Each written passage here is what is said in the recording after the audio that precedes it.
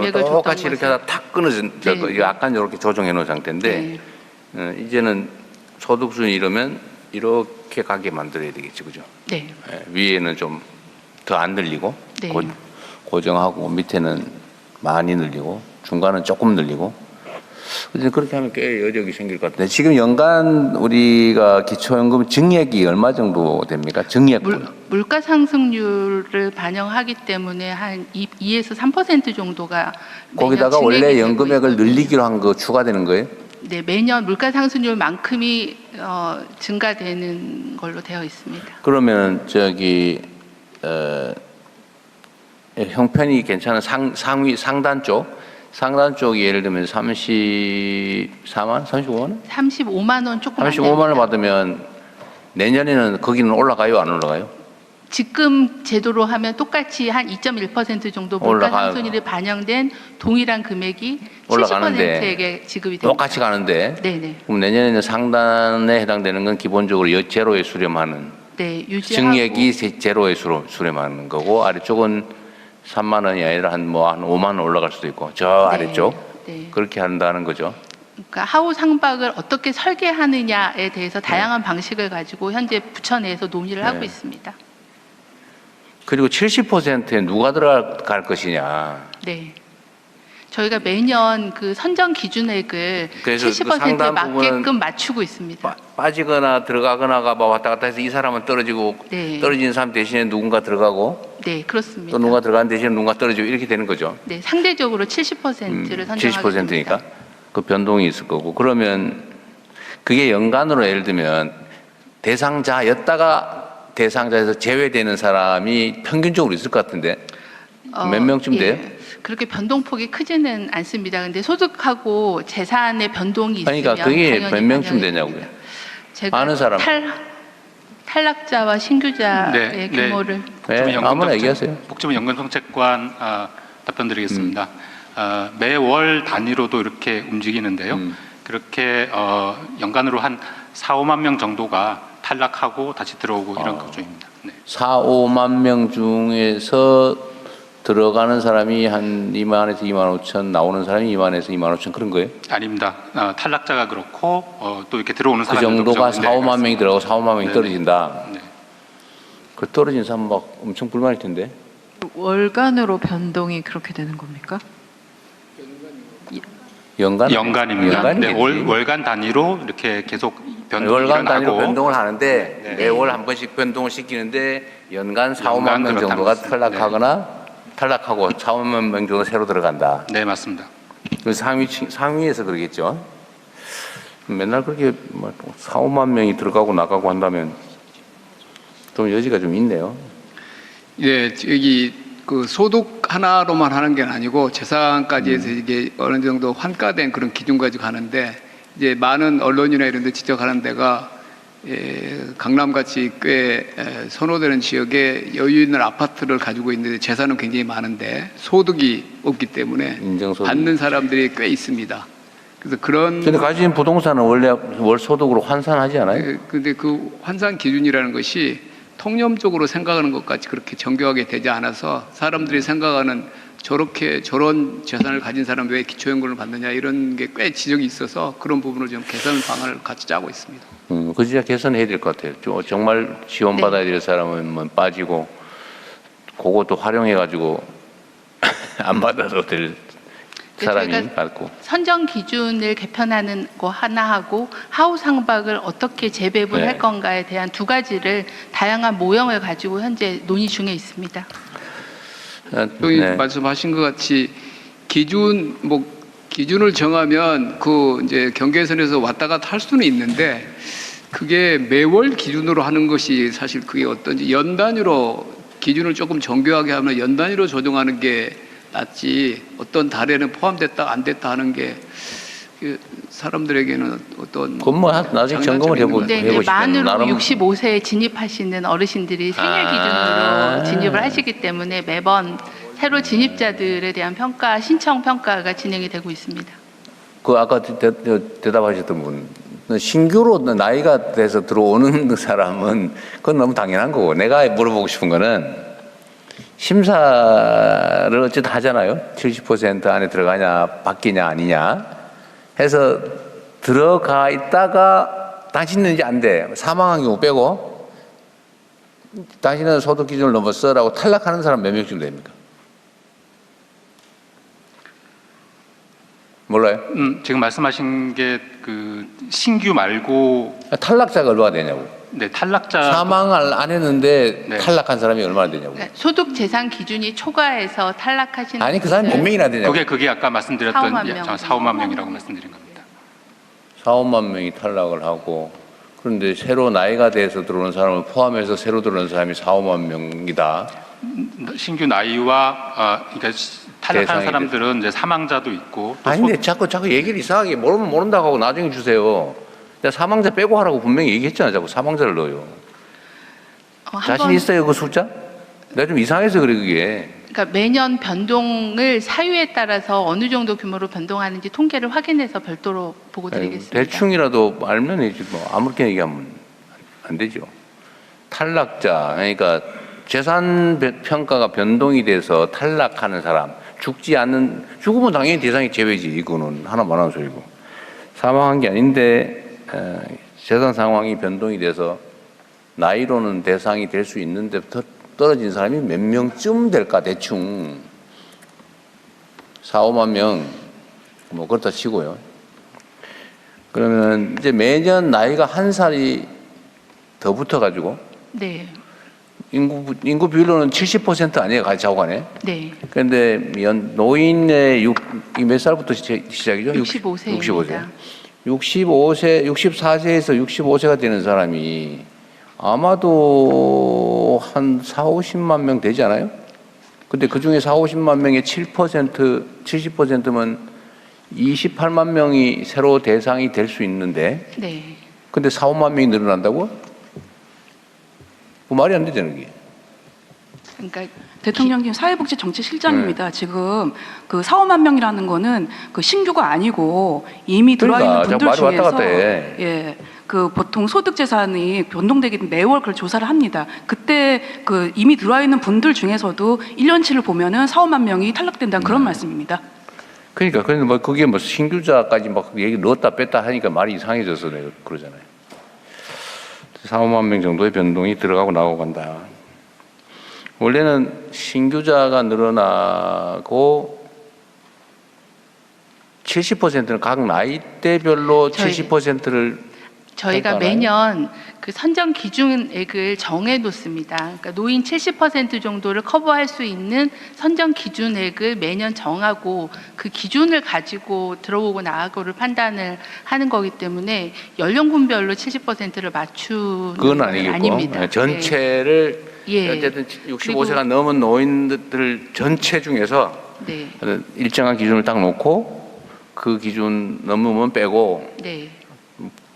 미아는 넣고 현재 기준은 70%이고 70%를 맞추려면 소득 수준으로는 한 72, 3% 정도 기준을 해야 70% 정도를 선정을 할 수가 있거든요. 자, 지금 현재로는 기초연금 대상자가 절대 숫자가 늘어날 수밖에 없는 구조죠. 절대 인구가 늘기 때문에 그러니까 그렇습니다. 65세 이상이 네. 늘어나는 만큼 줄어들지 않을 테니까 계속 총량이 늘어나는 거죠. 어쨌든 알겠습니다. 어쨌든 노인 빈곤을 완화하기 위한 상위 70%에 올라가면 70% 중에 상위는 사실 노인 빈곤 대상은 전혀 아닐 테고 보통 노인 빈곤 노인으로 분류하는 적절한 선이 있을 텐데 네, 거기는 중위소득의 50%. 중위소득 50%면 인구 기준으로 하면 하위 몇 %쯤 됩니까? 절대 빈곤자는 대충 빈곤자 한 20%, 30%, 40%? 한 40%.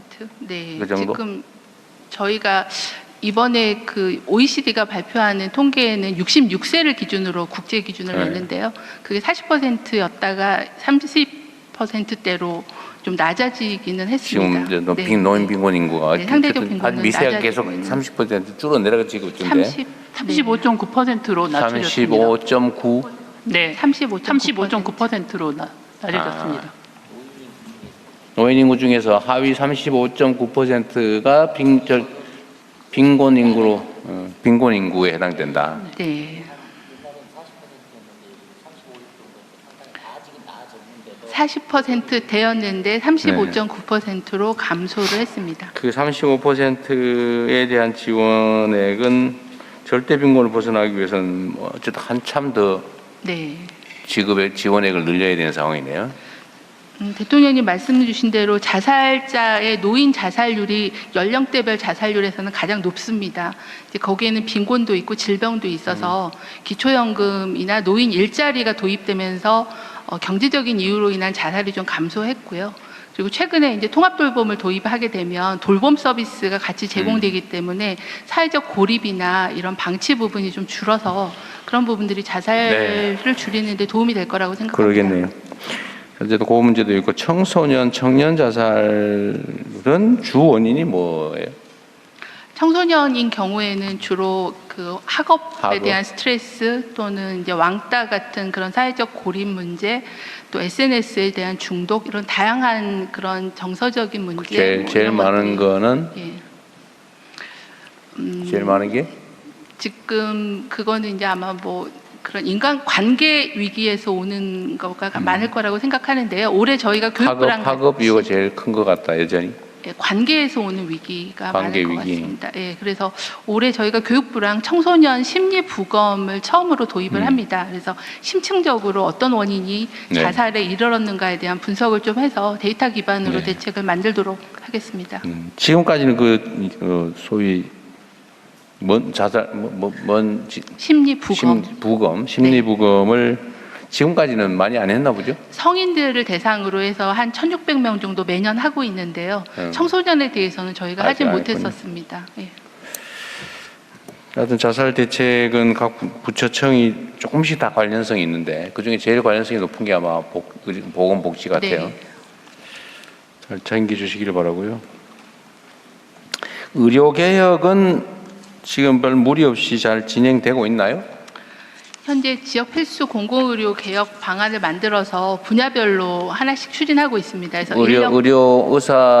의대 정원 늘리는 것은 정리가 688명, 됐습니다. 매년 688명 늘리는 걸로 10년간? 하고 5년간 688명 하고 그 후에는 다시 평가를 해서 더 5년 어떻게 단위로. 할지를 5년 단위로 하기로 예. 했고 근데 그 의사를 다 지역 의사제로 증원을 했다는 게 의미가 있고요. 이번에는 네. 지역 그래서 공공 지역 의사제라는 법이 새로 도입이 됐고 증원된 인력은 모두 다 지역 의사제로 의무 복무를 하게 됩니다. 그게 있어요. 네. 그게 이제 의료계하고 합의된 내용이군요. 네, 그렇습니다. 하여튼 그 무리 없이 의료 분야 개혁은 이제 진행이 되고 있는 거죠. 그 보건의료 정책심의위원회에서 합의해 주셔서 저희가 추계 기반으로 소통을 해서 결정을 하였습니다. 이 의료개혁 문제도 엄청난 사회적인 의제였는데 그렇습니다. 조용하게 진행되니까 안 하는 것 같아요. 아마 의정 갈등에 대한 교훈들이 다들 있었다고 생각합니다. 그러니까 이게 원래 이렇게 조용히 하는 게 원래 맞죠. 일부러 때려가면서 시끄럽게 그건 동네 소문내긴 좋거든요. 때려가면서 막 내부에서는 많은 논쟁과 갈등이 있었습니다. 네. 잘하고 있다는 뜻이에요. 네. 마치 개혁은 시끄럽게 해야 되는 것처럼 착각하는 사람도 있어서 하는 얘기입니다. 최대한 조용하게 원만하게 합리적으로 갈등과 좀 저항을 최소화하면서 하는 게 맞죠. 이번에는 잘하고 저희가 계십니다. 수급추계 센터를 둬서 근거를 제시를 하고요. 또 보정심이라는 그런 좀 민주적인 의사결정 네. 체계를 투명하게 운영하면서 그러게요. 갈등을 좀 최소화할 네. 수 있었습니다. 그러시죠. 또 앞으로도 해야 될 일이 많으니까. 아까 보니까 얼핏 외국인 비대면 진료라는 항목이 있더군요. 네네. 그걸 하겠다는 얘기인데 네. 원래 비대면 진료는 의료계에서 엄청 반대하던 거 아닌가요? 비대면 진료를 반대했었는데 비대면 진료를 허용하는 법 개정이 통과가 됐습니다. 그래서 그 부분도 어떤 범주에서 허용이 됩니까? 현재는 그 1차 의료를 중심으로 하고요. 그리고 이제 뭐 초진이나 재진 같은 몇 가지 쟁점들을 좀 의료계랑 합의를 해서 의료법 개정안이 예외적으로? 이미 통과가 돼서 연말 정도에 시행될 예정이고요. 해외 환자에 대해서는 다른 법에 또 해외 환자를 대상으로 한 비대면 진료의 법적 근거가 마련이 됐습니다. 해외 환자는 뭐 불가피하니까 한다고 치고 예를 네. 들면 전에 논쟁되던 원격지 네. 비대면 진료는 지금 어떻게 지역을 이렇게 제한하지는 않고요. 예. 그러면 어떤 경우에 가능해요? 지금은 그 주로 누가 아는 실무국과장이나 있으면 한번 얘기해 보세요. 자세히 아는 분이. 네, 보건의료정책실장입니다. 예, 비대면 진료가 그동안은 선벽지나 이렇게 제한적으로 시행을 하고 있다가 의료법이 개정이 돼서 전면적으로 시행을 할 수 있게 되었고요. 전면적으로 제한 없이 어떤 경우에 되냐고 묻잖아요, 제가. 네, 의원급을 중심으로 해서 1차 의료에서 비대면 진료를 그럼 할수 있게 의원급의 1차 의료기관은 제한 없이 비대면 진료가 가능해진 거예요? 네, 그렇습니다. 그러니까 전화해가지고 물어보고 처방해도 되는 거예요? 네. 예. 근데 이제 진료 내용에 있어서 좀 오남용이 가능한 약품이나 마약 제품 같은 거 이런 것들은 좀 그중 배제하고 하는 일부 처방 네, 대상은 네. 일부 제외. 네, 세부 내용에 있어서의 제한이 걸려 있는 건 있지만 지역을 오벽지로만 하는 건 아니고 전국 단위로 아무 하게 데나 되겠습니다. 서울 시내에서도 네. 병원 안 가고 진단받을 수 있다, 진료받을 네. 수 있다. 1차 일차 의료기관은. 예, 1차 의료기관 의원급을 중심으로 할 때 희귀 질환이나 이런 그럼 경우는 병원도 처방전은 어떻게 받아요? 처방전은 현재는 뭐 파일이나 이렇게 받고 있는데요. PDF 파일을 전산으로 받을 수 저희가 있다. 이제 전자 처방전 시스템을 도입하게끔 법에 규정을 했습니다. 이제는 공적인 전자 처방전 시스템을 직접 문서가 아닌 전자 네. 처방전도 가능하게 됐군요. 네, 네. 그래서 알겠습니다. 비대면 진료에 대해서는 그래서 이것 때문에 그거를 논쟁이 준비하고 있습니다. 이것도 엄청나게 많이 다투던 주제인데 그 조용히 이렇게 넘어가는 것 같아서. 네, 그렇잖아요, 이거. 많은 법이 통과가 됐습니다. 국립대병원 저도 입안도- 모르는 사이에 많이 하셨군요. 네, 국회에서 많이 도와주셨습니다. 네, 잘하셨습니다.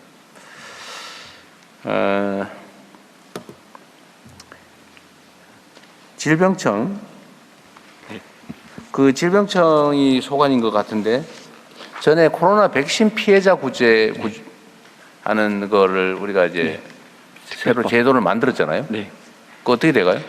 작년 이제 뭐 코로나19 백신 피해 보상 특별법이 작년에 이제 시행이 돼서 10월달에 시행이 됐고 11월에 이제 위원회 구성을 했습니다. 그러니까 재심위원회, 보상위원회 구성을 했고. 그러면 그 백신 피해자 그 규모가 얼마 정도 됩니까? 주장하는 사람들? 현재 심의를 시작하고 지금 신청된 접수건을 말씀드리면 좋을 것 같습니다. 현재 한 번 심의를 받았다가 재심을 신청하신 분이 한 1,800분 정도 계시고요. 그다음에 새로이 심의를 신청하신 분이 2,200명 정도 계십니다. 그래서 4,000명 정도의 접수를 지금 받고 피해자라고 주장하시는 분들이 합쳐서 한 4천 몇백 명이 되는군요. 네, 특별법에 따라 신청하신 분이 그 정도 됩니다. 심의를 진행 중입니다. 네. 어쨌든 공동체 전체를 위해서 전원이 그 의사와 관계없이 다 백신을 맞았고 그 때문에 우리가 공동체의 보건은 유지했는데 그 때문에 개별적으로 피해를 입는 사람들이 생겼으면 당연히 모두가 함께 책임져야 되는 게 맞죠. 네. 네. 그 취지에 맞게 잘 처리하기 바랍니다. 네, 그렇게 하겠습니다. HPV 남성 청소년 접종도 이제 언제 5월부터 시작했다. 네, 올해 5월부터 시작되었습니다. 워낙에는 여성 청소년 13세에서 18세 여성 청소년에게 있었던 그런 국가 예방접종 정책이었는데요. 국정과제에도 포함되어 있고 그래서 올해 5월부터는 남성 청소년도 12세 2014년생이 시행되었습니다.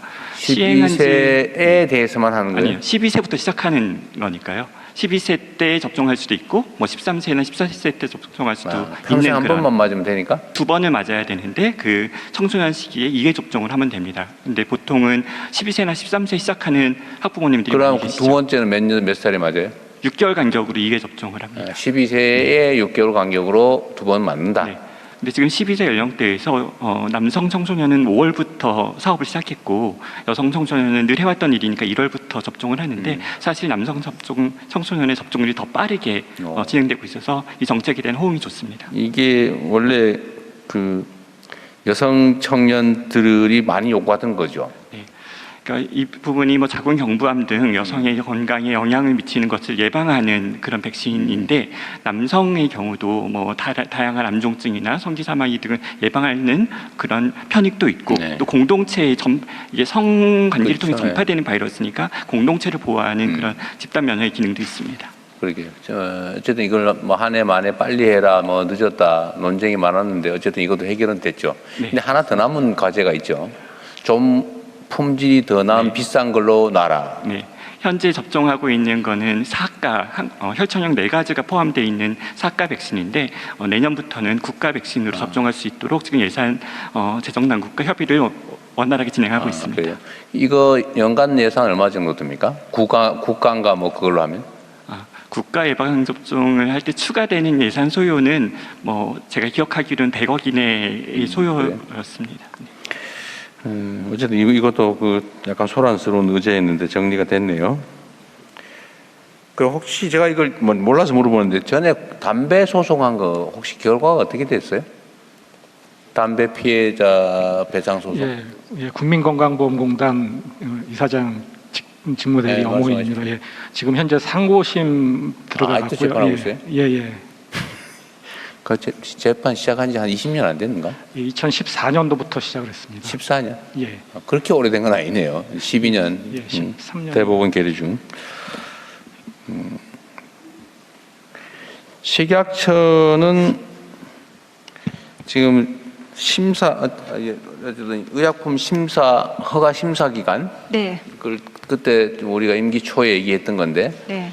240일로 줄였다. 네, 그거를 6월 1일부터 이제 그 지침을 새롭게 시행을 했습니다. 6월 1일부터? 네네. 앞으로 들어오는 거는 240일 안에 네, 가부간의 네. 결정을 내준다. 네, 그렇습니다. 원래 4분기였는데 저희가 좀 더 힘을 내서 굉장히 빨리 시작을 하게 되었습니다. 그때 인원을 뭐 100몇십 명인가 늘린다고 했던 것 같은데? 예, 원래 제가 300명 요청 드렸는데 지금 195명밖에 아직은 중원이 안 됐지만 일단 시작하고 허용은 받았는데 못 예. 뽑은 거예요? 아니면 허용을 못 받은 거예요? 앞으로 더 챙겨보자 뭐 그런 얘기를 챙겨보자 그래서.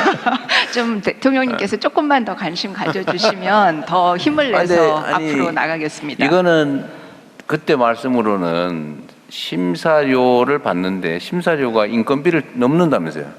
네, 그렇습니다. 그래서 지금 근데 심사료 왜 안 뽑아요? 그게 지금 이제 그 관련 부처들과 같이 협의를 하고 있습니다. 대통령님께서 조금만 관심 가져주시면 더욱 아니 심사료를 받으면 인건비 내고도 남는다는데 일자리도 만들어야 되는데 그 고급 일자리 아니에요? 그렇습니다. 네, 근데 주로 그거 왜안 하지? 박사급들. 그 경제적 합리성도 떨어지는 얘기 같은데.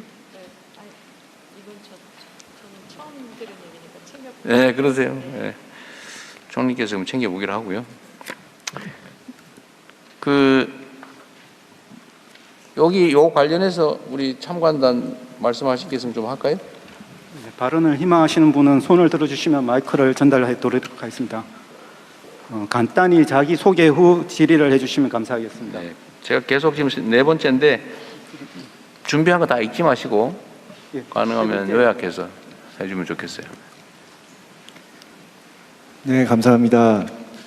저는 경기도에서 거의 20년 가까이 주로 이제 정신응급, 행정입원, 중증 정신질환에 대한 입원 치료를 전담해오고 있는 정신건강의학과 전문의입니다. 그리고 병원을 운영하고 있습니다. 저는 보건복지부 장관님께 건의 및 질문을 드리고 싶은데요.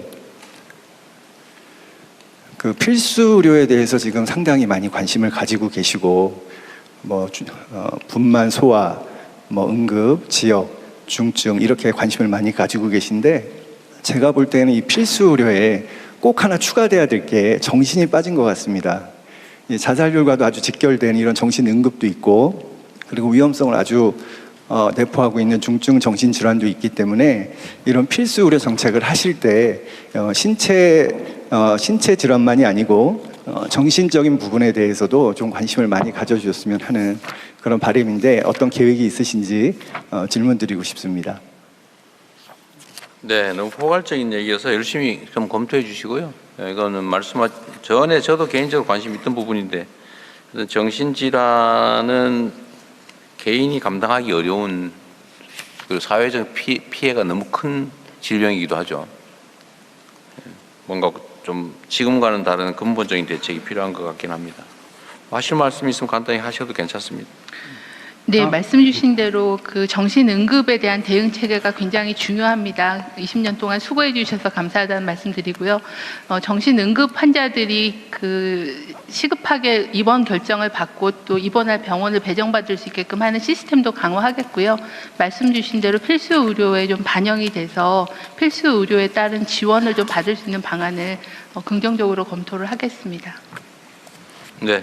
또 뭐 다른 분 있으면 말씀하시고. 예. 앞에 앉으신 분. 예. 감사합니다. 저는 동물 실험을 하는 전문 기술 인력을 양성하는 최인식입니다. 아까 우리 장관님도 말씀하셨는데 제약 바이오에서 글로벌 5강을 지금 하시겠다 하셨는데요. 실제 잘 아시겠지만 신약 개발 기간이 깁니다. 그런데 그 과정에서 우리 사람한테 하는 임상 시험에 IND를 하기 위해서 동물에서 실험한 비임상 이 부분에 대한 기관, 즉 CRO죠. 거기에 대한 지원이 전혀 없는 걸로 알고 있습니다. 사실 되게 중요한 부분인데요. 우리 대통령께 짧게 말씀드리겠습니다. 잘 모르시니까요. 사람한테 하는 거는 임상시험입니다. 근데 비임상시험, 이 B자가 들어가서 그런지, B자는 살아있는 생명체 중에 사람이 아닌 생명체, 동물을 이용해서 실험하는 것입니다. 그래서 그런지 모르겠습니다만 조금은 천대받지 않나 하는 생각이 많이 듭니다. 대단히 중요한데 동물 실험이 잘못되면 사람이 죽는 그런 결과를 낼 수 있기 때문에 이런 비임상, 주로 민간입니다. 민간이라서 지원을 못 하시는지 모르겠지만 임상은 주로 병원에서 하기 때문에 그동안 많이 지원된 걸로 알고 있습니다. 그래서 이 부분에 대해서 혹시라도 가지고 계시는 견해가 있으신지 하고 좀 여쭤보겠습니다. 관심 갖도록 하십시오, 앞으로. 네. 또, 네. 한 분만 얘기하고, 네. 뒷줄에 네 번째 계신 분. 간단히 자기소개 후 질의해 주시기 바라겠습니다. 네, 안녕하십니까. 저는 충남대학병원, 충북대학병원에서 방사선사로 35년을 재직하고 21년도 리타이어한 충북청주에서 올라온 오원영입니다. 복지부 장관님께 한 가지 질의드리려고 합니다. 업무보고 8쪽에 보시면 응급 이송 혁신 시범사업 성과라는 보고서가 있는데요. 언론에도 회자됐다시피 충북 청주에서 뺑뺑이 산모가 부산 동아대로 가서 태아가 사망한 사고가 있었습니다. 그리고 장관님께서 충북대병원을 다녀가신 직후에도 산모가 또 응급환자 상태에서 진료를 못하고 타시도로 넘어가서 진료를 받은 경우가 있는데요. 현재 응급환자 발생 시 획기적인 혁신시범사업 성과를 구체적으로 어떻게 하실 건지, 그리고 현재 응급치료 환자 발생 시에 환자 체계가 어떻게 되어 있는지 혹시 알고 있는지 궁금해서 말씀드렸습니다. 네. 최연식님께서 말씀 주신 비임상 시험에 대해서도 지원을 좀 강화하라는 말씀 동의하고요. 저희가 이제 범부처 전주기 신약개발사업단을 해서 말하는 전주기는 후보물질 발굴부터 동물 임상 실험, 사업화까지를 다 연계하는 그런 큰 사업단을 가지고 있습니다. 말씀하신 대로 비임상 시험에 대한 인프라나 지원 부분도 어느 정도 투자하고 있는지 투자 강화의 부분에 대해서 좀 챙겨보도록 하겠습니다. 제가 그 통계까지는 갖고 있지는 못해서요. 오원영님께서 말씀 주신 부분은 특히 충청도 지역이 특히 산모에 대한 진료 체계가 굉장히 부족한 상황입니다. 인프라가. 그래서 다른 지역으로 전원도 많이 하고 있는 상황이어서 모자의료 같은 경우는 모자의료 센터를 중심으로 하되 모든 분만기관이 다 24시간 대응이 어렵기 때문에 중앙 모자의료 센터에서 전원팀을 가지고서 어느 병원으로 전원할 건가에 대한 전원 조정도 강화하겠고, 중증이나 권역 모자의료 센터에 대한 인력이나 수가를 보강하는 그런 계획을 가지고 있습니다. 그래서 하나는 기관의 분만 역량을 높이고 기관 간의 네트워크를 강화하는 쪽으로 추진하겠습니다. 네, 너무